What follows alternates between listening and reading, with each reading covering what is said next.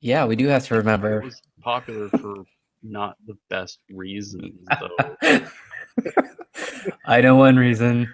Yeah, like it was popular because like it it flirted with a lot of taboo stuff that young kids were sort of like sheltered from, and the vulgarity and stuff. And it's a lot of mentality that I don't think really flies today, especially within certain media. Like it's the same as certain movies that were popular back then. If you were to redo them now, like and subtract the thing that would not resonate with today's audiences, there's nothing left in the movie. Like, and I think the same thing goes with Duke. Is that there was the thing that was minus some of the other stuff that was there. There was like some neat little environmental puzzles and stuff like that. But for the most part, though, a lot of those are already being explored by other games. So Yeah. it was the style in which it's delivered, but it was very crass and rude and vulgar. Um, I think if they did that, they would have to do it, but they'd have to approach the vulgarity and that crass nature differently, um, like the way that oh, um, like the Saints Row series does it. You know, theirs is kind of on the same page in regards to that, but I don't know if we're gonna see Duke again anytime soon. I think It'd he's be gone the Duke way of Nukem Well, cheaper. VR. They have a VR. There's your one up. Yeah, but yeah. yeah, like you do realize like he was in a game like just recently. Let's see, it was a shooter that they just remastered, and one of the downloadable characters was Duke Nukem. Yeah, it was Bulletstorm. Bulletstorm, thank Mhm. you. Yeah, Like, so he did it. He's back. yeah. And that Great game, success. that game sort of had the same like you know crass humor and jokes, but theirs was not to the. I think dirty jokes in games and vulgar stuff in games has matured. Like it's still there, but the delivery of it is different. And I think that's Mhm. where like the last Duke Nukem game fell flat, is that it didn't evolve with the rest of the dirty joke games.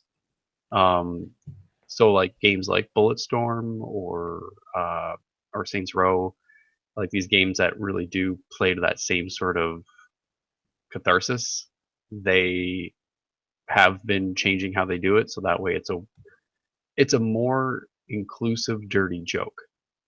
It's not just all the one side. It's dirty jokes everybody can love, and I don't think Duke got the memo. And he's that uncle that shows up and uses words that nobody's used for like 15 years, and it's like, oh, Uncle Stan, you can't say that, man. Like we don't do that anymore.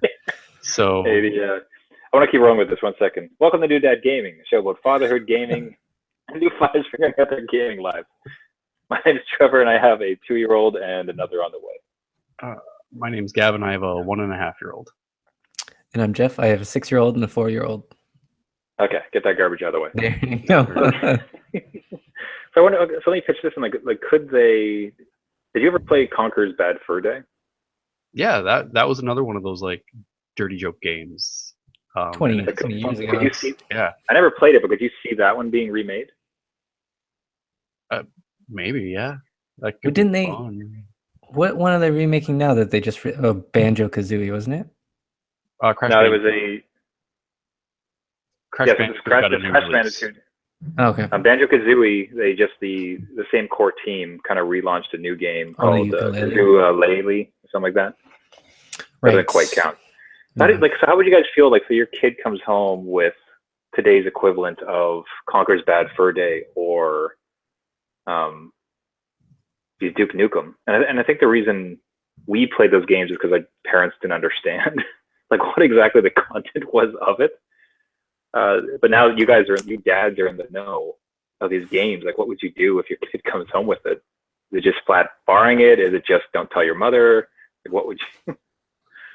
Um, Yeah. well, I think like we would understand the rating systems of the media. It'd be like it's the same as like if you know if I came home when I was like 8 with like a VHS copy of Chopping Mall, my parents would be like, "Yeah, maybe we're not going to watch that tonight." You know, but I think like back then the media was so new they didn't quite, and even then like my parents knew about Duke and they knew about it and they were like, yeah, no, maybe not. Um, so like they were at least savvy enough about it, and if they didn't know, they knew people in our lives like cousins and stuff that they could ask that were young enough to get it but old enough to squeal. So yeah, It's also the graphics of it too, right? Like at that point, it was like, it's pixelated yeah, red colors, and it's a now lot it's of like, squares. yeah, now it's a total realistic. They could up Yeah, the ante pretty quickly. It's not like like there's you, gonna be stuff there our kids are gonna find out and ask us questions about. Like we're yeah. always gonna they're gonna hear about it in schoolyards and stuff. There's always that one kid, like you know, it's like, We found um, that kid at school. We yeah, we know there's one kid.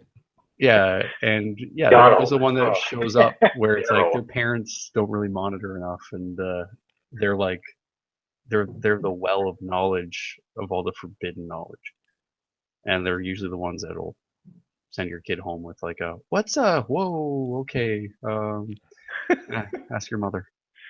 We're like, I'm just trying to think like it's bizarre because at least for like in the broader world, there's so much extra stuff now that we're gonna have to deal with, given the advances in technology and the internet and just devices and 1,000 devices to get onto the internet and trying to. I don't like the word shield necessarily, but like just have proper course for introduction to any of those things. I guess what I'm curious about now is I'm thinking of like when we were coming up, there was Duke Nukem, there was Leisure Suit Larry, there Oh was God, yes, that one. right, and it's just I can't. I'm trying to think about the game landscape now, and unless I'm just not attuned to filth, like what's what as a kid, I guess. It's just the Like, norm now. You just but even with Gavin had a great example with Saints Row, and I mean even it's Grand Theft Auto is bad for it too, Yeah, right? Like it's theirs is less humorous too. Like theirs yeah. is just straight up graphic. That's 80 You know, million copies floating out there, or whatever they've sold. That's yeah, and some of the used copies have meth. oh, Oh yeah, you guys catch that article today? mhm. I did not. Yeah. Somebody bought their 11-year-old son a copy of Grand Theft Auto 5, and he was upset that there was meth in the copy of Grand Theft Auto 5 that he bought for his 11-year-old son, and It's a starter pack. nobody mentioned like, wait a second, you bought a very hard 18 plus game for your kid, and then like you're shocked that there's a mature illicit substance in this thing that's about illicit substances. It's like Yeah, look, I want my kid taking drugs in games, not in real life. Damn it! Come on, exactly. I'm Come a on, good like man. yeah. It's like what's this heroin doing in my drug simulator box? Like this makes sense. So, One hell but of a yeah, I promotion. don't know.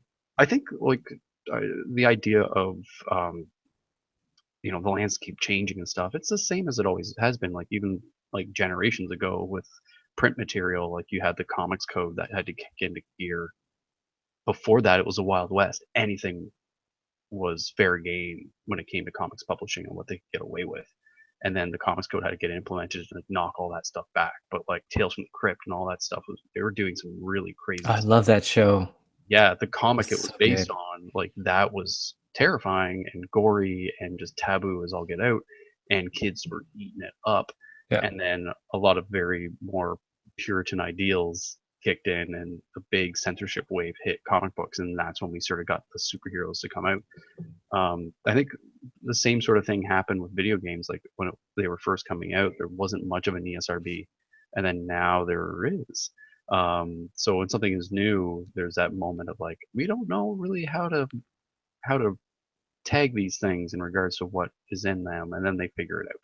So just like back, when your parents used to sneak copies of Tales from the Crypt or Robert Crumb comics home, like there was like that same sort of vibe. It's like, what are my kids coming home with now? And it's like you have a talk with them, and you know, I think it's all just about trust with your kid too. Have an open dialogue and be like, okay, well, I trust you not to go exploring without me.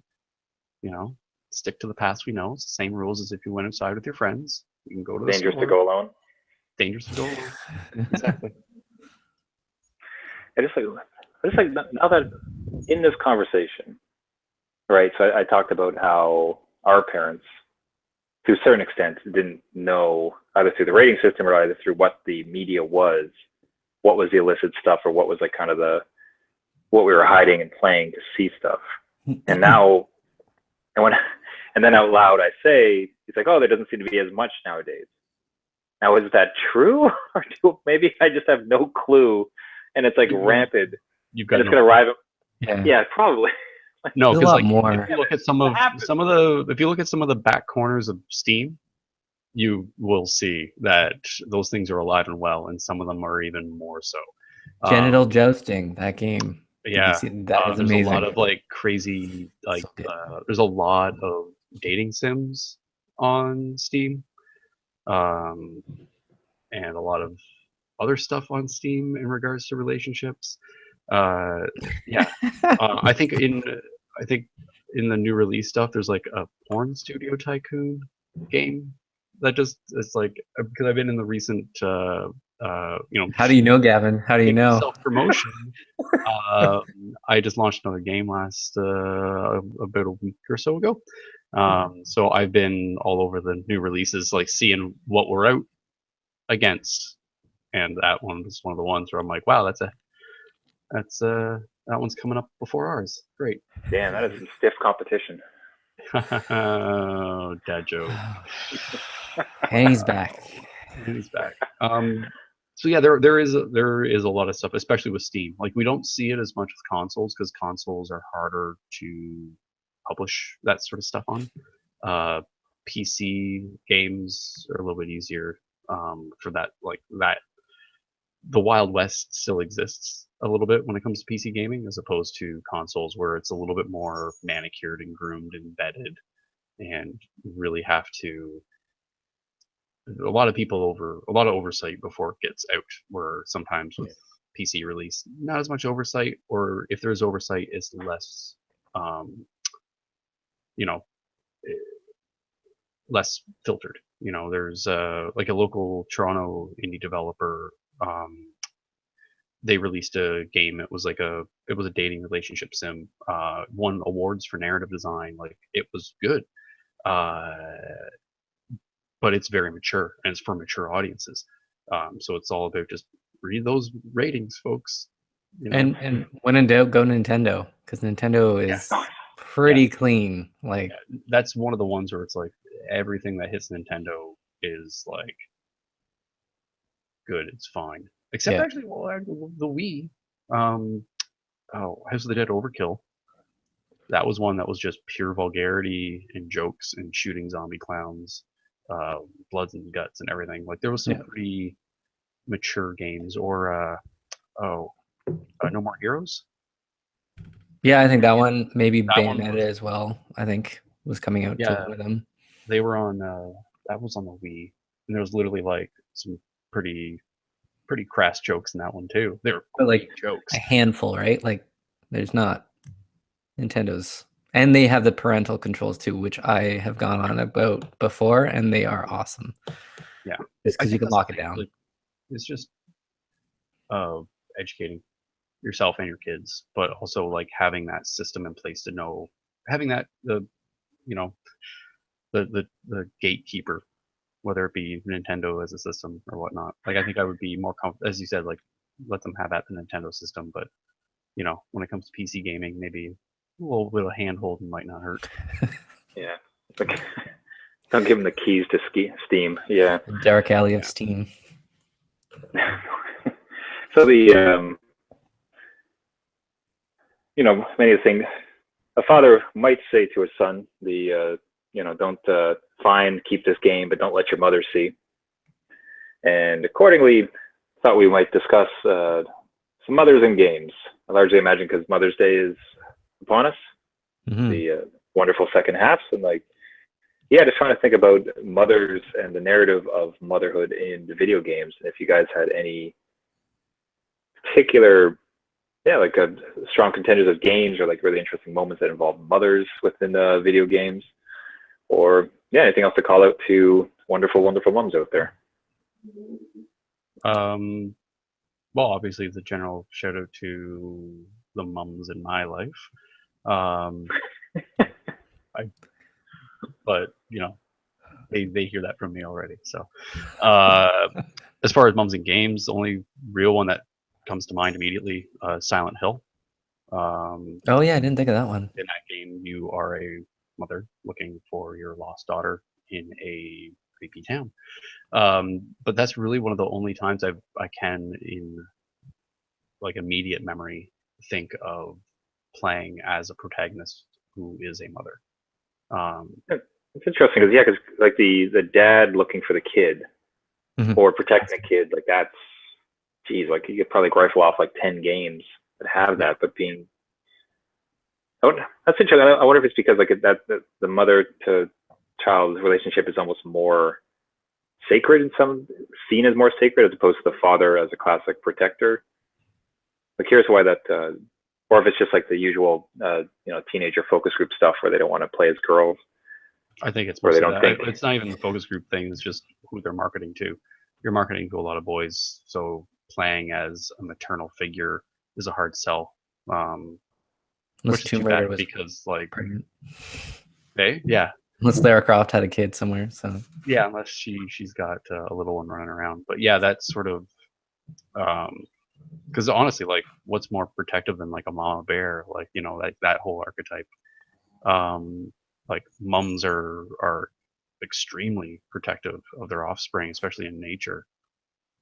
So yeah, it's kind of odd to think, like, especially even if you look at some of the other maternal archetypes in protective roles, like you look at Ripley in Aliens, and like her sort of unofficially adopting Newt and how she became a protector for her, and that whole that end fight, and it's just like you get away from my cub. Like it's an intriguing exploration, but I think it's one that hasn't really been tapped into as much. And I think maybe it could just be to who they're trying to sell the games to. But hopefully now that we're seeing a more active, not just like more women playing, but just the fact that it's like, hey, yeah, everybody likes playing everything. It doesn't matter as long as it's good. Like Horizon Zero Dawn and Tomb Raider. So good, like, Horizon Zero Dawn. Yeah, or even recently Prey, like that one you can choose male or female. And they did a clever thing with the name because it's the name's Morgan, so it's nice. It's being kind of a gender neutral name. They didn't have to re-record all the voiceover work, so that was nice. I guess that's so, I mean, to that like that makes me think of Fallout 4 because in fact, of course, you choose your protagonist. It's either the male or female, and if you're female, then you are. I chose female, so that Fallout 4 is the other game I guess that I've played that I played as a mother, in a role of trying to protect or find their offspring. But that was due to choice. It wasn't due to just full out writing, but because that's how the game was designed. RPGs are designed for choice. So at least that exists. Right. Yeah, I'm trying to think of any other ones like in Mass Effect or stuff, but I don't think Mass Effect had much. Or if you play Fallout 4 like I do, you never find your kid. You just you're still out there. I will say Witcher 3, my go-to. Yennefer in there is kind of like the adoptive mother to Ciri, the one you're kind of trying to find as the father figure, but she's pretty badass, and kind of protects her, like, well, I guess daughter as like this ultimate kind of woman scorn kind of thing go against the world. She can blow up everything. So it was kind of neat to see that too, because you kind of wanted to play her in the role too and wield those awesome powers. But a lot of the times I found games where the mom would just be a device to set the other characters in motion. So a lot of them would basically be dead, dying, or have died, and that kind of sets the motion of the story. Like I'm thinking like Ni no Kuni, which is an awesome game. His mom dies at the beginning, so it's not really a spoiler if you haven't played it, but that kind of sets him on his journey. I'm even like Mother Brain in Metroid. That was another one. Like that's kind of a like nice evil controller of all the things that to get you. And then Genova in Final Fantasy VII, where Ah, he's that's what I was used gonna as, mention. Damn. yeah, used as a device, right? Like it's all these plot The Final Fantasy devices. one was especially weird though, because it wasn't just it didn't just happen and then everything out there. This felt Yeah. like there was a constant extreme and like the constant calling out to mother or our mother, and especially if you follow any of the other lore, like with the Final Fantasy movies that had come out afterwards, especially the Advent Children. Hmm. I don't know if you guys had ever seen that one, but like the entire time it's just three other basically Sephiroth juniors saying like, "Don't hurt our mother, our mother, our mother," and just the way in the game and in that movie, the way they constantly bring it up is almost unsettling, where it's like that strained, sad relationship between it. So yeah, no, I think Final Fantasy VII for me was always the one of the big ones. Actually, I mean, man, Final Fantasy 10 was it 9? 9, Final Fantasy 9, because the mother there is overtaken by evil, and in fact, she's trying to like extract Edeons from the kid. So the mother actually is like an adversary that you're fighting against the entire time. Ends up being, overtaken by evil, and by the end of it, you realize that, but still. Yeah. That kind of reminds me of Undertale. I think you fight this mother figure trying to leave basically the first level, and you have to fight her, and if you defeat her, you go out and the game starts. But she's like trying to protect you from the evil that's out there, and that the evil that's out there is the story that has to happen. So it's kind of an interesting. She's pleading you like, don't go, and you have to fight her to get over that kind of narrative hump into the next. Oof, some kind of heart wrenching. Like the mother saying, Like "Don't go," and like it's not like you slaughter her or anything, but it's more like, okay, well, you're strong enough to go, so bye, I guess. Single tier. see, that sounds like Binding of Isaac, like much to your other point. Oh yeah, there you go. Yeah, that's a right. That's very much like I mean, not exactly a nice one to bring up. No, but again, it's very much just like that impetus. Like it's the event that causes like a lot of the game to go. Yeah. Which in that case shoves a kid into a basement, which is. But yeah, Last of Us, like the moms died in that one. Which one? Last of Us. So the mother died during childbirth, and you're kind of set in motion as protective father, right? So there's a hard list to come up with that you actually play as that role, or it's more positive. I think like Dead Rising. Maybe the second one. I think like you're always the father, and I think the second one there's like a daughter, and I think much the same thing. Like the mother had died. Mm.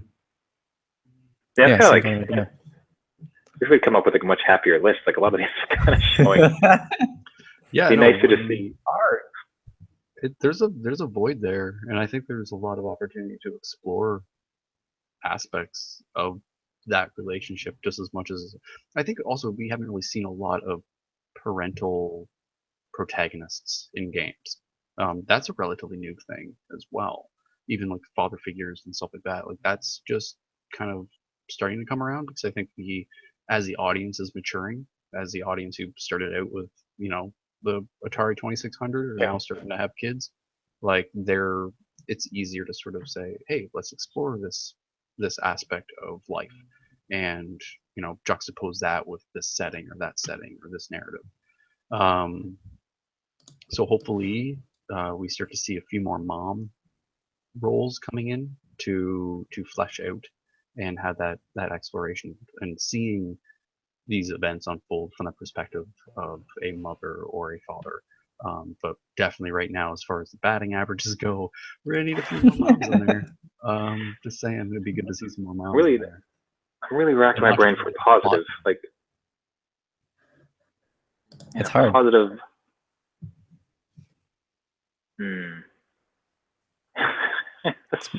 Silence is telling.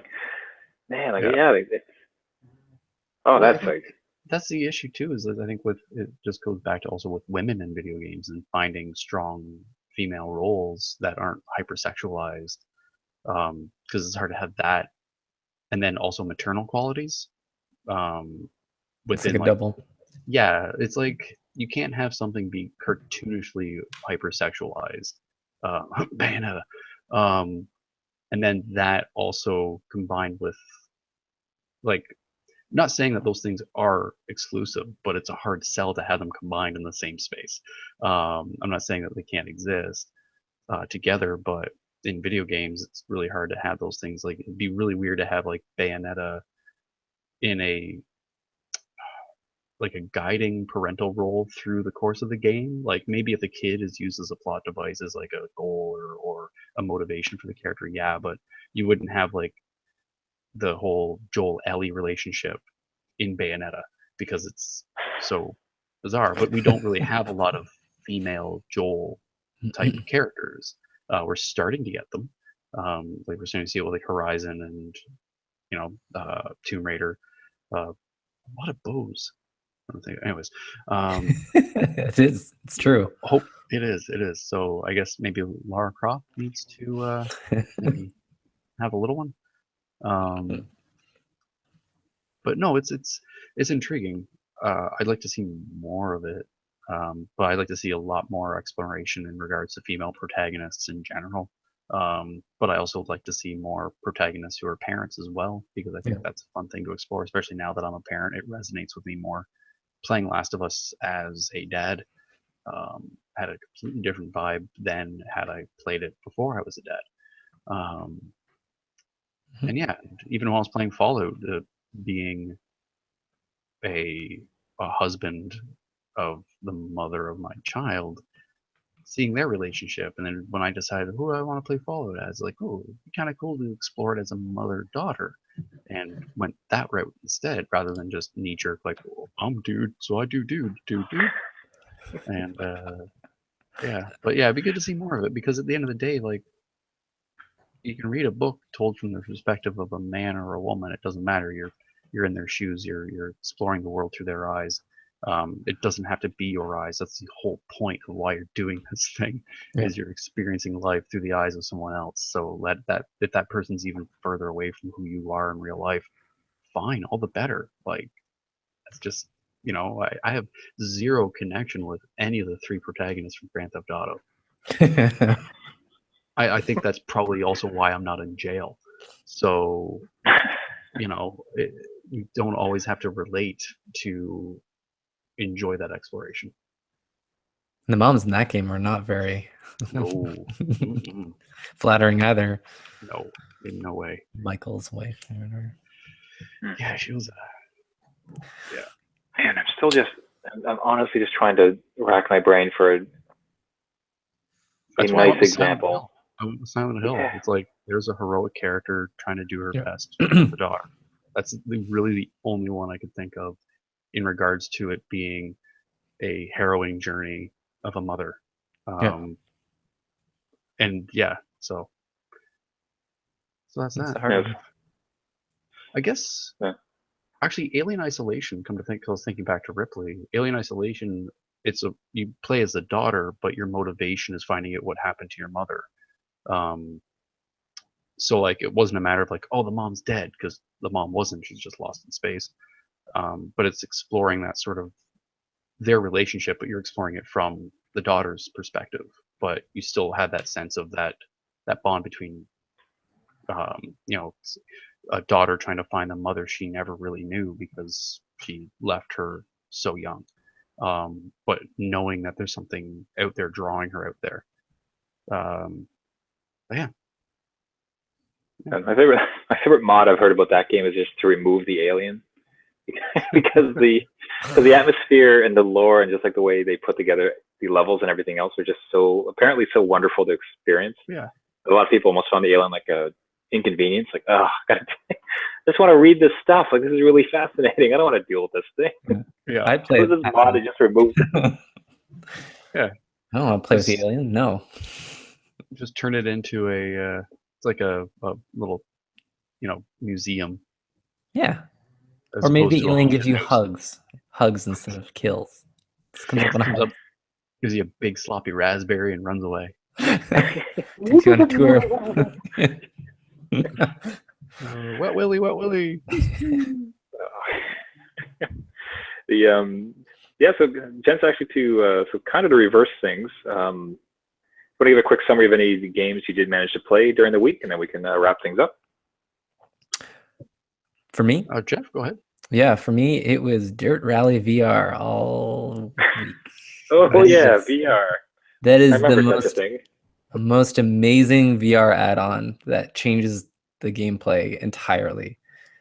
Because the way that I don't know if you've played any of the Dirt games, but Dirt Rally specifically, you have the co-driver, and they've actually recorded him in one of those D boxes, so it shakes when you go over like rocky ground within the course, and it kind of goes in and out of smooth talking in your ear to he's really going over a bumpy road, and then you're feeling in VR all the crests and the slopes and the down and climbing Pikes Peak, which is a huge mountain in a 500 horsepower rally car, is just insane.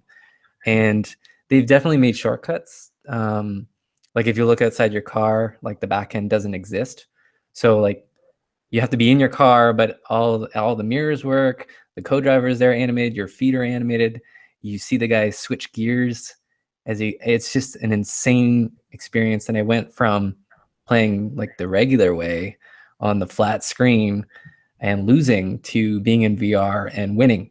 So like podium. And it was just, you could feel the crests and in and out and when to turn and when the tires were slipping. Like it was all like feedback. So now I just need to keep the VR and get a wheel and I'll be set. Yeah, but I think there's something about VR that it just makes driving so much more natural compared to the flat screen. Like the ability to like look. And I don't even find like, you know, when I did it, I don't know if you find the same thing, Jeff, is like I don't constantly look at my left to the window. Like I find that I'm very much still kind of looking ahead. Yeah. But yet that slight ability to kind of like move your eyes or see things is so much more natural than like the flat screen. What really screwed me up, just quickly, in Dirt Rally, you can drive obviously Japanese cars or a British car, which drive on the other side. That almost made me sick because it's just the way the motion is happening. It's like, whoa, I am not used to doing this, especially at this speed. And my brain had to get around it a little bit, but that was kind of jarring. But it was interesting. It was just a completely different experience of what the game would be without it. So that was my week. It was Dirt Rally VR. Nice. Highly recommend. Yeah. Gavin, yourself? I'm working my way through Uncharted 4. Also finished off Titanfall. Played the Prey demo, which was a lot of fun. I'm definitely curious about looking at getting the whole game. But that I might wait a little bit because I just don't. It'll just sit on my shelf, so might as well sit on the shelf at the store. What else? Song of the Deep. I've been playing a bit of that on PC. Yeah. That's been quite enjoyable. A little bit of a Metroidvania feel to it. Trying to think if there was anything else that. Yeah, that's about it. Take a moment though and self-promote. Like, tell us about the. I've seen a bunch. I've also been playing this little game called Shoot Mega Pack. It's out now for Steam. That sounds amazing. It's really fun. It's where can I find this game? You can find it on Steam. It's also available in the Humble Store and itch. So yeah, the game is basically a local multiplayer game. So it's you and some friends hanging out, up to 4 players, and the whole idea is it's a nice mixed bag of different rules and environments and ways of interacting with one another. But the main core thing is your little tiny triangular spaceships. You're flying around and you're shooting at each other. There's all sorts of other things you can throw into the mix to kind of switch it up. Endless combinations. You can unlock the ability to create custom games. So if you and your friends really like a certain combination of rules, you can save those as a custom game. There's also a party mode, which cycles through all your custom games along with the preset games. And then there's also a chaos mode, which just jumbles together a bunch of random rules, and you've got to figure out what on earth is going on. So far it's been getting really solid reviews, very, very positive feedback. Anybody who's gotten a hold of it has been enjoying it. It's been a little bit of a quiet start to the launch, but we're also looking for it to be a little bit more well received when we start looking at like console ports and stuff like that. Especially being a local multiplayer game, sometimes People on PCs just don't have the setup for it.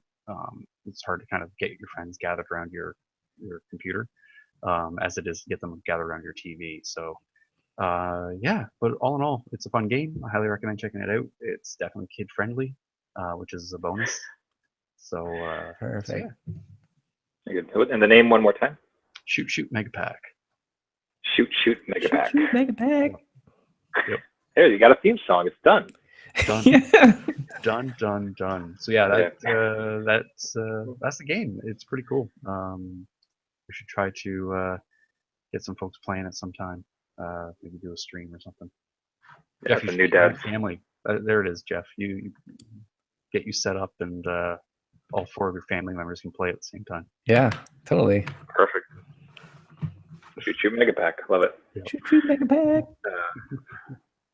Yeah, so so my own side, unfortunately, the work has been just keeping me. Yeah, I know. But no, so just absolutely, it's been absolutely bonkers with work, and there's been a lot of hours to put in. So not very much for anything, but there has been one game I've been able to visit a few times, and it's an old friend. It's almost embarrassing to go back to it. You're not saying Street Fighter. What's that? You're not saying Street Fighter. Not Street Fighter. Okay.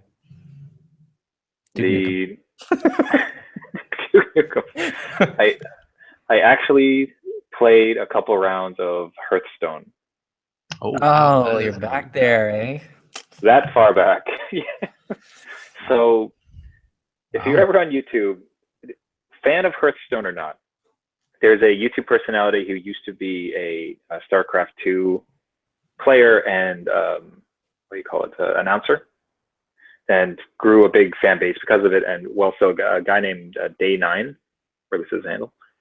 Even if you don't like Hearthstone, to watch this guy play it is just beyond entertaining. Like he is well spoken, very funny, very quick, and he's the way he's interacting with everything. Like it's just a blast to watch him go. And so one of his videos came up on the feed. I saw him playing it.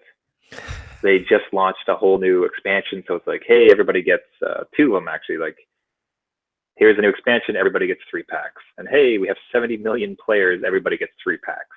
So it was like, okay, so so much like a casino, sitting there with like just throwing a couple chips out front to get you in the door. I partaked, and yeah, man, it is a lot of fun. Like I kind of forgotten about it, and especially just the it has the same kind of dad problem, because like it's online and you're competing against somebody. So if you get called out for a dad situation, like you just have to forfeit, you have to lose. Yeah.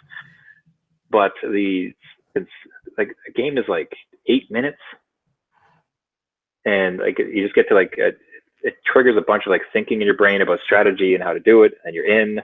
The design and animations, everything is so fun. 8 minutes in and out, and then like maybe just do 1 match, maybe do 2, and then you're done. But between all of that, like yeah, I don't know how long this fascination with it will commence. We'll find out. looks like I'm dropping my Street Fighter ladder and goals and going back to it. So, going back to your old addiction. I get it. At least in some ways, this one almost feels better, because at least it's more of a thinking than it is reactionary, which reactionaries feel like a bit of a young man's game, or a lot more dedication than I'm willing to. This one's kind of like some just basic strategy. Yeah, it's like the video game form of playing checkers at the park. Yeah. There we go. Much better. Yeah. As opposed to a pull-up competition. So, anyway, so that has been about it. So we'll work for foreseeable future. It does look to be quite stacked, but kind of see what new stuff comes out. Shoot Mega Pack, I heard, is fantastic, so I'm probably going to buy that. It's really good. It really, really is good. Yeah. I think we should probably do a New Dad stream at some point. And that's the end of it. That's the last we talk to one another. Yeah. Well, everybody, this has been New Dad Gaming. Thank you so much for listening. If you'd like to get a hold of us, you can find us on our website at newdadgaming.com. We'd love to hear from you about show suggestions, questions, anything else you'd like to do.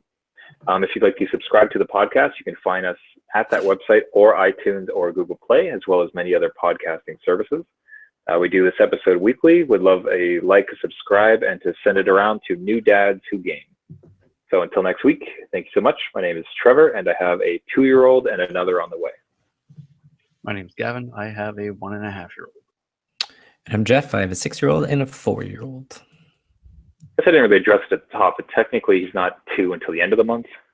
But I'm just like, yeah, you're 2. You're 2 now. You're 2. So no birthday party yet, but it's like he's like T minus like 20 days. So forget it. I'm just saying. I don't want to say 1.5 anymore. 2.